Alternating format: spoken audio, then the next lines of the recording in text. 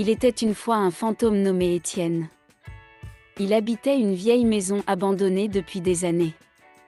Personne ne savait comment il était mort, ni pourquoi il hantait cette maison. Mais tous ceux qui avaient essayé d'y vivre avaient rapidement abandonné, effrayés par les bruits étranges, les objets qui se déplaçaient tout seuls et les apparitions soudaines. Pourtant, Étienne n'était pas méchant. Au contraire, il était plutôt solitaire et triste. Il se sentait seul dans cette grande maison vide et avait envie de compagnie. Mais il savait que personne ne voudrait habiter avec un fantôme, alors il restait caché, observant les rares visiteurs de la maison. Un jour, une jeune fille nommée Alice est venue explorer la maison abandonnée. Elle était intriguée par son histoire et par les rumeurs qui circulaient à son sujet. Elle n'avait pas peur des fantômes, et était déterminée à découvrir la vérité sur cette maison mystérieuse. Quand Étienne aperçut Alice, il fut d'abord surpris. Personne n'était venu dans la maison depuis des années. Mais il fut également heureux. Il sentait qu'Alice était différente des autres visiteurs. Elle ne semblait pas avoir peur de lui. Elle était curieuse et courageuse. Au fil du temps, Alice est revenue souvent dans la maison.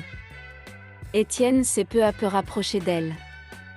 Il lui a montré des coins cachés de la maison, des pièces secrètes, des objets mystérieux. Alice, de son côté, a appris à connaître Étienne. Elle savait qu'il était triste et solitaire, mais elle ne savait pas comment l'aider. Un jour, alors qu'elle était en train de chercher des indices sur l'histoire d'Étienne, Alice a découvert un vieux journal intime caché dans un tiroir. En le lisant, elle a compris pourquoi Étienne avait été contraint de devenir un fantôme. Elle a découvert l'histoire tragique de sa vie, de son amour perdu, de sa famille qu'il avait abandonnée. Elle a compris que ce qui rendait Étienne si triste, c'était la solitude. Dès lors, Alice a décidé de tout faire pour aider Étienne. Elle est revenue souvent dans la maison, lui apportant de la compagnie, des livres, des jeux. Elle lui a raconté des histoires, l'a écouté parler.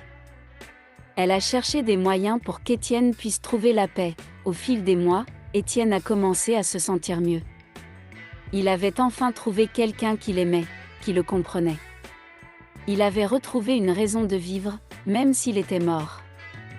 Il était heureux d'avoir une amie comme Alice, qui l'avait aidé à sortir de sa solitude, et lorsqu'Alice a finalement dû quitter la maison pour aller vivre ailleurs, Étienne n'a pas été triste. Il savait que grâce à elle, il avait trouvé la paix et le bonheur. Il restait dans la maison, mais il n'était plus seul.